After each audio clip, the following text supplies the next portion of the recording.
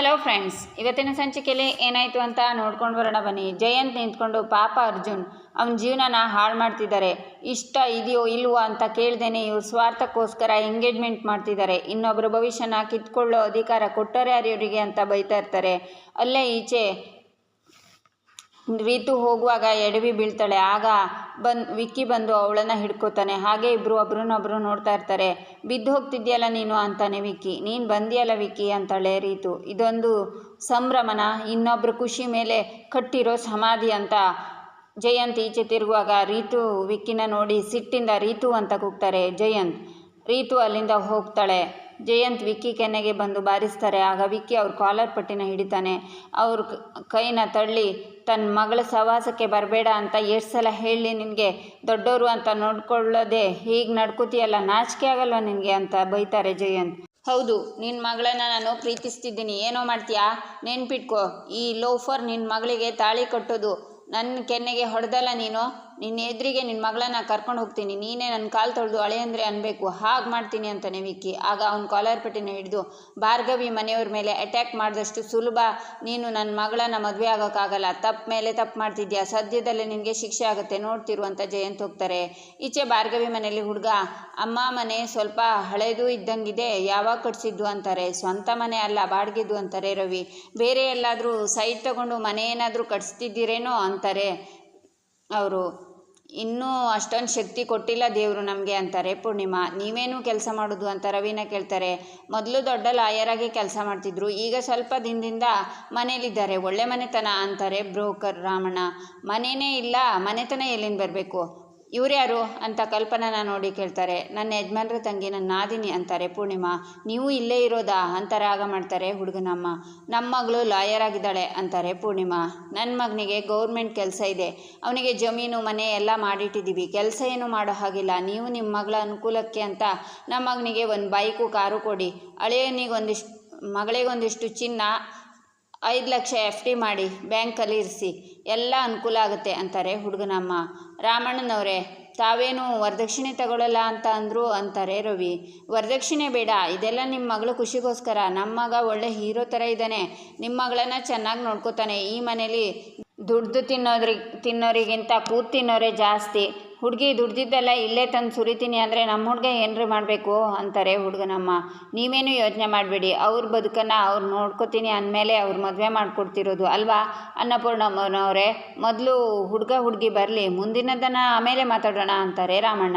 ಈಚೆ ಅರ್ಜುನ್ ರೆಡಿಯಾಗಿ ಬರ್ತಾನೆ. ಆಗ ಸುಶಾಂತ್ ಆರಾಧನಾ ಇಬ್ಬರು ಒಟ್ಟಿಗೆ ನಿಂತಿರ್ತಾರೆ. ಬ್ರೋ, ಮನಸ್ಸಿನ ಮಾತು ಕೇಳಲಿಲ್ಲ ಅಂದರೆ ಇಡೋ ಪ್ರತಿ ಹೆಜ್ಜೆನೂ ಭಾರ ಆಗುತ್ತೆ, ಮುಂದಿನ ಜೀವನ ಭಾರ ಆಗಬಾರ್ದಲ್ವಾ ಅಂತಾರೆ.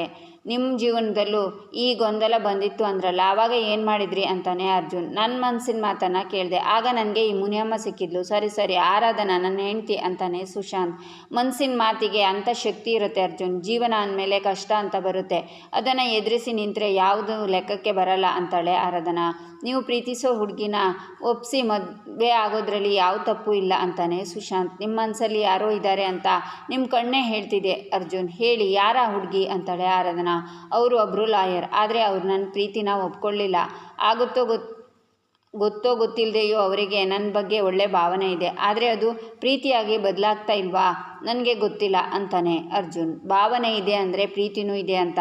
ನಮ್ಮ ಹುಡುಗಿನ ಮುನಿಯಮ್ಮ ಅಂತ ಕರಿತೀನಿ, ನಿಮ್ಮ ಹುಡುಗಿನ ಏನಂತ ಕರಿತೀರಾ ಅಂತಾನೆ ಸುಶಾಂತ್. ಟಗರು ಪುಟ್ಟಿ ಅಂತಾನೆ ಅರ್ಜುನ್.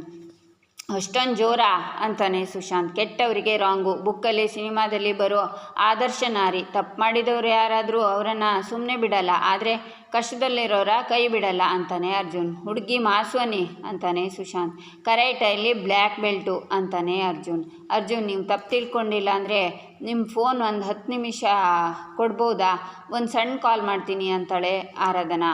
ಬ್ರೋ, ಸ್ಟೇಜ್ಗೆ ಹೋಗ್ತಾ ಇದ್ದೀರಾ, ನಿಮ್ಮ ಪ್ರೀತಿನ ಮರೆತು ಯಾರನ್ನು ಮದುವೆ ಆಗೋಕ್ಕೆ ಹೋಗಬೇಡಿ ಅಂತಾನೆ ಸುಶಾಂತ್. ಸದ್ಯಕ್ಕೆ ಅಪ್ಪನ ಮಾತನ್ನು ಉಳಿಸ್ಕೋಬೇಕು ಅಂತಾನೆ ಅರ್ಜುನ್. ಬ್ರೋ, ಎಂಗೇಜ್ಮೆಂಟ್ ಆಗೋಕ್ಕೆ ಇನ್ನೂ ಸಮಯ ಇದೆ, ಯೋಚನೆ ಮಾಡಿ ಅಂತಾನೆ ಸುಶಾಂತ್. ಅರ್ಜುನ್ ಅಲ್ಲಿಂದ ಹೋಗ್ತಾನೆ. ಈಚೆ ಭಾರ್ಗವಿ ಹತ್ರ ಹುಡುಗ ಭಾರ್ಗವಿ ಅವರೇ ಫೋನು ಅಂತಾನೆ. ಆಗ ಭಾರ್ಗವಿ ಕಾಲ್ ರಿಸೀವ್ ಮಾಡಿ ಹಲೋ ಪಾರ್ಥ, ಇಲ್ಲಿ ಏನು ನಡೀತಿದೆ ಗೊತ್ತಾ ಅಂತಾಳೆ. ಅಲ್ಲಿ ಏನು ನಡೀತಿದೆ ಅಂತ ಗೊತ್ತಿಲ್ಲ, ಆದರೆ ಇಲ್ಲಿ ಅರ್ಜುನ್ ಅವ್ರ ಎಂಗೇಜ್ಮೆಂಟ್ ನಡೀತಿದೆ ಅಂತಾಳೆ ಆರಾಧನಾ. ಏನು ದಿಢೀರ್ ಅಂತ ಎಂಗೇಜ್ಮೆಂಟಾ? ನೀವ್ಯಾರು ಮಾತಾಡ್ತಿರೋದು ಅಂತಾಳೆ ಭಾರ್ಗವಿ.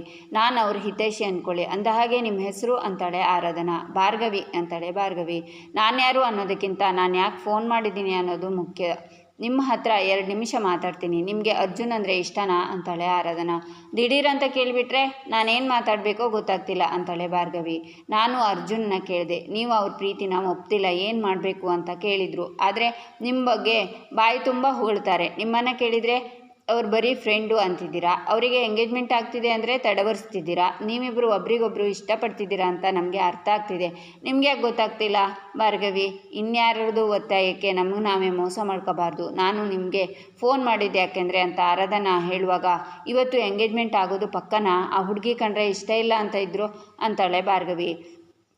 ನಾನು ನಿಮಗೆ ಕಾಲ್ ಮಾಡಿದ್ದೆ ಯಾಕಂದರೆ ಈ ಎಂಗೇಜ್ಮೆಂಟ್ನ ನಿಲ್ಲಿಸ್ಬಿಡ್ಲಾ ಅಂತಾಳೆ ಆರಾಧನಾ. ಆಗ ಭಾರ್ಗವಿ ಹುಡುಗ, ರೀ ಎಷ್ಟೊಂದು ಫೋನಲ್ಲಿ ಮಾತಾಡ್ತೀರಾ, ನನ್ನ ಹತ್ರ ಮಾತಾಡಿ, ನಾವಿಬ್ಬರು ಅರ್ಥ ಮಾಡಿಕೊಂಡು ಮನೆಯವರನ್ನು ಒಪ್ಪಿಸಬೇಕು, ಎಷ್ಟು ಕೆಲಸ ಇದೆ ಅಂತಾನೆ. ಆಗ ಆರಾಧನಾ, ನಿಮಗೂ ಮನೇಲಿ ಗಂಡು ನೋಡ್ತಿದ್ದಾರಾ ಅಂತಾಳೆ. ಹೌದು ಅಂತಾಳೆ ಭಾರ್ಗವಿ. ಇಬ್ಬರು ಮನಸ್ಸಲ್ಲೂ ಬೆಟ್ಟದಷ್ಟು ಪ್ರೀತಿ ಇಟ್ಕೊಂಡು ಹೇಳ್ವಾ ಬೇಡ್ವಾ ಅಂತ ಮೀನಾಮೇಷ ಎಣಿಸ್ತಿದ್ದೀರಲ್ಲ ಭಾರ್ಗವಿ. ನಾವು ಯಾರನ್ನ ಪ್ರೀತಿ ಮಾಡ್ತಿದ್ದೀವಿ ಅಂತ ಇಂಥ ಸಂದರ್ಭದಲ್ಲೇ ಗೊತ್ತಾಗೋದು. ಟ್ರೈನ್ ಹೋದ್ಮೇಲೆ ಟಿಕೆಟ್ ತಗೊಂಡು ಏನೂ ಪ್ರಯೋಜನ ಇಲ್ಲ. ಆದಷ್ಟು ಬೇಗ ಯೋಚನೆ ಮಾಡಿ ಒಂದು ನಿರ್ಧಾರ ತಗೊಳ್ಳಿ ಅಂತ ಕಾಲ್ ಕಟ್ ಮಾಡ್ತಾಳೆ ಆರಾಧನಾ. ಈಚೆ ಎಂಗೇಜ್ಮೆಂಟ್ ಹಾಲ್ನಲ್ಲಿ ಹಣ್ಣು ಹೂವು ತಾಂಬೂಲ ಎಲ್ಲ ರೆಡಿ ಮಾಡಿರ್ತಾರೆ. ಸ್ಟೇಜ್ಗೆ ಅರ್ಜುನ್ ಬರ್ತಾನೆ. ಸಿತಾರಾ, ಅರ್ಜುನ್ ಬಂದಾಯ್ತಲ್ಲ, ವಂದನನ್ನ ಕರ್ಕೊಂಡು ಬಾ ಅಂತಾರೆ ಶಕ್ತಿ. ವಂದನನ್ನ ಕರ್ಕೊಂಡು ಬರ್ತಾರೆ ಸಿತಾರಾ. ವಂದನ ಖುಷಿಯಿಂದ ನಗ್ತಾ ನಿಂತಿರ್ತಾಳೆ. ಅಕ್ಕ, ನಿಮ್ಮ ಈ ಸೊಸೆ ಆ ಸೊಸೆಗಿಂತ ಮುದ್ದಾಗಿ ಕಾಣ್ತಿದ್ದಾಳೆ ಅಂತಾಳೆ ಸಾಕ್ಷಿ. ಕಿರಾತಕ್ಕಿ ಬಗ್ಗೆ ಯಾಕೆ ಮಾತಾಡ್ತೀಯಾ ಅಂತಾಳೆ ನಿರ್ಮಲಾ. JP ನಿನಗೆ ಹೇಳ್ದೆ ಈ ನಿರ್ಧಾರ ತಗೊಂಡೆ ಅಂತ ಬೇಜಾರಿಲ್ಲ ತಾನೆ ಅಂತಾನೆ ಶಕ್ತಿ. ಶುಭಶ್ಯ ಶೀಘ್ರಂ, ಒಳ್ಳೆ ಕೆಲಸ ಬೇಗ ಆದ್ರೇ ಒಳ್ಳೆಯದು. ಭಾರ್ಗವಿ ಅವರ ಅಪ್ಪನ ಆರೋಗ್ಯ ಮನೆ ಅಂತ ಅಲ್ಲಾಡಿ ಸುಸ್ತಾಗಿದ್ದಾಳೆ. ಕೇಸು ನಮ್ಮ ಕಡೆನೇ ಆಗೋದು. ವಿಕ್ಕಿ, ನೀನು ಆರಾಮಾಗಿರ್ತೀಯ. ಈ ಕೇಸ್ ಮುಗಿಲಿ, ರೀತುಗೂ ನಿನಗೂ ಮದುವೆ ಮಾಡಿಸೇ ಬಿಡ್ತೀನಿ ಅಂತ ನಗ್ತಾರೆ JP. ಅದನ್ನು ಅರ್ಜುನ್ ಸಿಟ್ಟಿಂದ ನೋಡ್ತಿರ್ತಾನೆ. JP, ಆ ಭಾರ್ಗವಿಗೆ ಒಂದು ಸಂಸಾರ ಇದ್ದಿದ್ರೆ ಚೆನ್ನಾಗಿರ್ತಿತ್ತು ಅಂತಾನೆ ಶಕ್ತಿ. ಆ ಗಂಡು ಬೀರಿ ಸೊಸೆಯಾಗಿ ಹೋಗೋ ಮನೆ ಉದ್ಧಾರ ಆದಂಗೆ ಯಾವ ಮನೆಗೆ ಆ ಕೇಡ್ ಕಾದಿದೆಯೋ ಅಂತಾರೆ JP. ಸ್ಟೇಜ್ ಮೇಲೆ ವಂದನಾ ಅರ್ಜುನ್ ನಗು. ಇಲ್ಲದೇ ಇದ್ದರೆ ಬಂದಿರೋ ಜನ ನೀನು ಬಲವಂತಕ್ಕೆ ಮದುವೆ ಆಗ್ತೀಯಾ ಅನ್ಕೋತಾರೆ ಅಂತ ಅವನ ಕೈ ಹಿಡ್ಕೊಂಡು ಇನ್ನು ಮುಂದೆ ನಾನು ನೀನು ಹಾಲು ಜೇನು ಅನ್ನೋ ಥರ ಒಟ್ಟಿಗೆ ಇರಬೇಕು. ಏನೇ ಆದರೂ JP ಅಂಕಲ್ ನನ್ನ ಪರನೇ. ನೀನೇ ಮಾಮ್ಗೆ ಡ್ಯಾಡ್ಗೆ ರಿಂಗ್ ತಗೊಳ್ಳೋಣ ಅನ್ನಲ್ಲ, ಅದು ನಮ್ಮ ಎಂಗೇಜ್ಮೆಂಟ್ಗೆ ಅಂತಾಳೆ. ಪವಿತ್ರವಾದ ಪ್ರೀತಿನ ಮೋಸದಿಂದ ಪಡ್ಕೊಳ್ಳೋಕ್ಕೆ ಹೊರಟಿದ್ಯಾ ವಂದನಾ? ನೀನೆಲ್ಲ ಮೋಸಕ್ಕೂ ಒಂದಿನ ಉತ್ತರ ಕೊಡ್ತೀನಿ ಅಂತಾನೆ ಅರ್ಜುನ್. ಅಷ್ಟರಲ್ಲಿ ನಮ್ಮ ಮದುವೆನೇ ಆಗಿರುತ್ತೆ, ಮುಂದೆ ನೋಡು. ಫೋಟೋಗ್ರಾಫರ್ಸ್ ಫೋಸ್ ಕೊಡು, ಸ್ಮೈಲ್ ಅಂತಾಳೆ ವಂದನಾ. ಈಚೆ ಭಾರ್ಗವಿ, ನನಗೆ ಈ ಮದುವೆ ಇಷ್ಟ ಇಲ್ಲ ಅಂತಾಳೆ. ತವ್ರ ಮನೆ ಬಿಟ್ಟು ಬರೋದು ಹೆಣ್ಣಿಗೆ ಕಷ್ಟನೇ. ನೀವೇನೂ ಯೋಚನೆ ಮಾಡಬೇಡಿ. ನಿಮಗೆ ಎದುರಾಗೋ ಸಮಸ್ಯೆನ ನಾನೆಲ್ಲ ಪರಿಹಾರ ಮಾಡ್ತೀನಿ. ದಯವಿಟ್ಟು ಮದುವೆಗೆ ಒಪ್ಕೊಳ್ಳಿ ಪ್ಲೀಸ್ ಅಂತಾನೆ ಗೌತಮ್. ನಾನು ನಿಮ್ಮ ಬಗ್ಗೆ ಮಾತಾಡ್ತಿಲ್ಲ, ನೀವು ಒಳ್ಳೆಯವರೇ, ಆದರೆ ನನಗೆ ಈ ಮದುವೆ ಇಷ್ಟ ಇಲ್ಲ. ಹೆಣ್ಣು ನೋಡೋಕೆ ಬರೋ ವಿಷಯನೇ ನನಗೆ ಗೊತ್ತಿರಲಿಲ್ಲ. ಮನೆಯವ್ರ ಒತ್ತಾಯಕ್ಕೆ ನಿಮ್ಮ ಜೊತೆ ಮಾತಾಡೋಕ್ಕೆ ಬಂದು ನಿಂತಿದ್ದೀನಿ. ನನಗೆ ನನ್ನದೇ ಆದ ಕನಸು ಗುರಿ ಇದೆ. ನಾನು ನನ್ನ ಅಪ್ಪ ಅಮ್ಮನ ಚೆನ್ನಾಗಿ ನೋಡ್ಕೋಬೇಕು. ನನ್ನ ಗುರಿ ಮುಂದೆ ಈ ಸಂಸಾರದಲ್ಲಿ ಸಿಕ್ಕಾಕೊಳ್ಳೋಕ್ಕೆ ಇಷ್ಟ ಇಲ್ಲ ಅಂತೆಲ್ಲ ಭಾರ್ಗವಿ ಹೇಳ್ತಾ ಇದ್ರು. ಪರವಾಗಿಲ್ಲ ಅಂತಾನೆ ಗೌತಮ್. ನೋಡಯ್ಯ, ನೀನು ಓದಿದ್ಯಾ, ನಿನಗೂ ಚೆನ್ನಾಗಿರೋ ಹುಡುಗಿ ಸಿಗ್ತಾಳೆ. ಅದೇನೋ ನನ್ನೇ ಮದುವೆ ಆಗಬೇಕು ಅಂತ ಬಿದ್ದಿದ್ಯಾ ಪಾರ್ಥ? ನನಗೆ ಈ ಮದುವೆ ಇಷ್ಟ ಇಲ್ಲ ಕಣೋ, ಅರ್ಥ ಮಾಡ್ಕೊ ಅಂತ ಕೂಗ್ತಾಳೆ ಭಾರ್ಗವಿ. ಪಾರ್ಥ ಯಾರು? ನೀವು ಯಾರನ್ನಾದರೂ ಪ್ರೀತಿಸ್ತಿದ್ದೀರಾ ಅಂತಾನೆ ಗೌತಮ್. ಇಲ್ಲ ಅಂತಾಳೆ ಭಾರ್ಗವಿ. ನಿಮ್ಮನ್ನು ನೋಡಿದರೆ ಗೊತ್ತಾಗುತ್ತೆ, 100% ಪಾರ್ಥ ಅನ್ನೋರನ್ನು ಪ್ರೀತಿ ಮಾಡ್ತಿದ್ದೀರಾ ಅಂತಾನೆ ಗೌತಮ್. ಈಚೆ ಶಕ್ತಿ, ಏನು ಹೀಗೆ ನಿಂತಿದ್ದೀರಾ? ಹಾರ ಬದಲಾಯಿಸಿ, ಹಾರ ಎಲ್ಲಿ ಅಂತಾರೆ. ಹಾರದನ ಹಾರನ ತಗೊಂಡು ಬಂದು ಕೊಡ್ತಾಳೆ. ಇಬ್ಬರು ಹಾರ ಇಟ್ಕೋತಾರೆ. ವಂದನಾ ಹಾರನ ಅರ್ಜುನ್ಗೆ ಹಾಕ್ತಾಳೆ. ಅರ್ಜುನ್ ಹಾರ ಹಾಕದೆ ಸುಮ್ಮನೆ ನಿಂತಿರ್ತಾನೆ. ಅರ್ಜುನ್ ಹಾರ ಹಾಕು ಅಂತಾಳೆ ವಂದನಾ. ಏಯ್ ಅರ್ಜುನ್, ಏನು ಕನ್ಸು ಕಾಣ್ತಿದ್ಯಾ? ಹಾರ ತಗೊಳ್ಳೋ ಅಂತಾಳೆ ಸಾಕ್ಷಿ. ಮನಸ್ಸಿನ ಮಾತು ತಗೊಳ್ಳಿಲ್ಲ, ಈಗ ಸುಮ್ಮನೆ ನಿಂತ್ರ. ಹಾಕಿ ಹಾರ ಬ್ರೋ ಅಂತಾನೆ ಸುಶಾಂತ್. ಅರ್ಜುನ್ ಹಾರ ಹಾಕ್ತಾನೆ. ಆರಾಧನಾ ರಿಂಗ್ ತಗೊಳ್ಳಿ ಅಂತಾನೆ ಸುಶಾಂತ್. ಆರಾಧನಾ ರಿಂಗ್ನ ಕೊಡ್ತಾಳೆ. ಅರ್ಜುನ್ ಇನ್ಮೇಲೆ ನನಗೆ ಪ್ರೀತಿ ಜಾಸ್ತಿ, ಅದಕ್ಕೆ ನಾನೇ ಫಸ್ಟ್ ರಿಂಗ್ ಹಾಕ್ತಿದ್ದೀನಿ. ಇನ್ಮೇಲೆ ನಿನ್ನ ತುಂಬ ಚೆನ್ನಾಗಿ ನೋಡ್ಕೋತೀನಿ. ವಿಲ್ ಯು ಮ್ಯಾರಿ ಮೀ ಅಂತಾಳೆ ವಂದನಾ. ಅವನ ಕೈನ ತಾನೇ ಹಿಡ್ಕೊಂಡು ರಿಂಗ್ನ ಹಾಕ್ತಾಳೆ. ನಂತರ ಆರಾಧನಾ ರಿಂಗ್ನ ಅರ್ಜುನ್ಗೆ ಕೊಡ್ತಾಳೆ. ಆದರೆ ಅರ್ಜುನ್ ಸುಮ್ಮನೆ ನಿಂತಿರ್ತಾನೆ. ಹಾಕು ಅರ್ಜುನ್ ಅಂತಾಳೆ ಬೃಂದ. ಅರ್ಜುನ್ ಕೈ ನಡುಗ್ತಾ ಇರುತ್ತೆ. ವಂದನಾ ಕೈಗೆ ರಿಂಗ್ನ ಹಾಕಿದರೆ ಅವಳ ಕೈಯೊಳಗೆ ಹೋಗೋದಿಲ್ಲ. ರಿಂಗ್ ಸೈಜ್ ರಾಂಗ್ ಆಯಿತು ಅಂತ ಒಳಗಡೆ ಹೋಗ್ತಿಲ್ಲ ಅಂತಾನೆ ಅರ್ಜುನ್. ಸೈಜ್ ರಾಂಗ್ ಆಗೋಕ್ಕೆ ಸಾಧ್ಯನೇ ಇಲ್ಲ ಅಂತ ನೋಡ್ತಾಳೆ ವಂದನಾ. ಅಕ್ಕ ನೀನೇ ತಾನೇ ರಿಂಗ್ ಸೆಲೆಕ್ಟ್ ಮಾಡಿದ್ದು ಅಂತಾನೆ ವಿಕ್ಕಿ. ವಂದನಾ ನಿಧಾನಕ್ಕೆ ಟ್ರೈ ಮಾಡು, ಆಗುತ್ತೆ ಅಂತಾಳೆ ನಿರ್ಮಲಾ.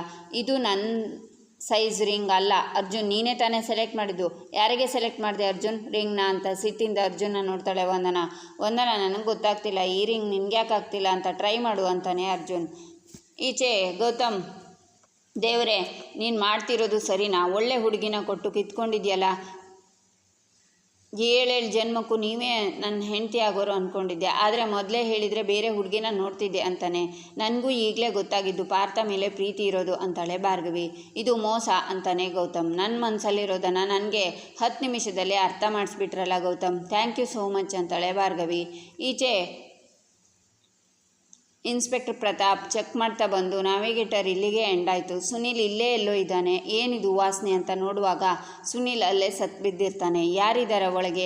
ಮರ್ಯಾದೆಯಿಂದ ಹೊರಗೆ ಬಂದರೆ ಸರಿ ಅಂತ ಕೂಗ್ತಾರೆ. ಅಲ್ಲಿರೋ ಹೆಜ್ಜೆ ನೋಡಿ, ಇದು ನಮ್ಮ ಪೊಲೀಸ್ ಬೂಟಿನ ಮಾರ್ಕು, ಇಲ್ಲಿ ಹೇಗೆ ಬಂತು? ಇದನ್ನು ಮೊದಲು ಭಾರ್ಗವಿಗೆ ತಿಳಿಸ್ಬೇಕು ಅಂತ ಫೋನ್ ಮಾಡ್ತಾರೆ ಇನ್ಸ್ಪೆಕ್ಟರ್ ಪ್ರತಾಪ್. ಹಲೋ ಅಂತಾಳೆ ಭಾರ್ಗವಿ. ಮೇಡಮ್, ಆ ಸುನೀಲ್ ಸತ್ತು ಬಿದ್ದಿದ್ದಾನೆ, ಯಾರೋ ಅವನ್ನ ಕೊಲೆ ಮಾಡಿದ್ದಾರೆ ಅಂತಾರೆ ಇನ್ಸ್ಪೆಕ್ಟರ್. ಸರ್ ಎಲ್ಲಿದ್ದೀರಾ? ಲೊಕೇಶನ್ ಕಳಿಸಿ, ನಾನು ಅಲ್ಲಿಗೆ ಬಂದುಬಿಡ್ತೀನಿ ಅಂತಾಳೆ ಭಾರ್ಗವಿ. ಕಾಲ್ ಕಟ್ ಮಾಡಿ ಅಲ್ಲಿಂದ ಹೊರಡುವಾಗ ಎಲ್ಲಿಗೆ ಹೋಗ್ತೀರಾ ಅಂತಾನೆ ಗೌತಮ್. ನನಗೆ ಅರ್ಜೆಂಟ್ ಇದೆ, ತಿಂಡಿ ತಿಂದು ಹೊರಡಿ ನೀವು ಅಂತಾಳೆ ಭಾರ್ಗವಿ. ಮತ್ತು ನಮ್ಮ ಮದುವೆ ಅಂತಾನೆ ಗೌತಮ್. ನಿಮ್ಮಷ್ಟು ಒಳ್ಳೆಯವರಿಗೆ ಹುಡುಗಿ ಹುಟ್ಟಲಿಲ್ಲ ಅನಿಸುತ್ತೆ ಅಂತ ಭಾರ್ಗವಿ ಕೆಳಗಡೆ ಬರ್ತಾಳೆ. ಭಾರ್ಗವಿ ಯಾಕಿಷ್ಟು ಗಡಿಬಿಡಿಲಿ ಬರ್ತಿದ್ಯಾ ಅಂತಾರೆ ಪೂರ್ಣಿಮಾ. ನಾನೇನೂ ಮಾಡಿಲ್ಲ ಅಂತಾನೆ ಗೌತಮ್. ಹುಡುಗ ತುಂಬ ಒಳ್ಳೆಯವನಮ್ಮ ಅಂತಾಳೆ ಭಾರ್ಗವಿ. ಹುಡುಗಿ ಅಂತಾರೆ ಪೂರ್ಣಿಮಾ. ನನಗಿಷ್ಟ ಆಗಿದ್ದಾಳೆ ಅಂತಾನೆ ಗೌತಮ್. ಇಲ್ಲಿಗೆ ಈ ಸಂಚಿಕೆ ಮುಕ್ತಾಯವಾಗುತ್ತೆ. ಮುಂದಿನ ಸಂಚಿಕೆಗಾಗಿ ನಮ್ಮ ಚಾನಲನ್ನು ನೋಡಿ, ಸಬ್ಸ್ಕ್ರೈಬ್ ಮಾಡಿ, ಲೈಕ್ ಮಾಡಿ, ಶೇರ್ ಮಾಡೋದನ್ನು ಮರಿಬೇಡಿ.